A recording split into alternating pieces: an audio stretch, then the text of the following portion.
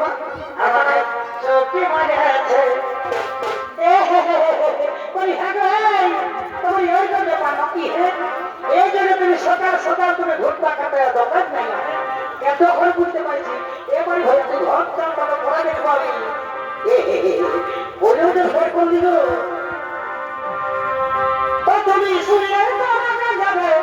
এবার বুঝো ভাই আগে প্রবেশ করা কোনো কিছু করবে না এই পূজার ভাইয়া গো আমাকে চোখ মারিয়েছে যা বাবু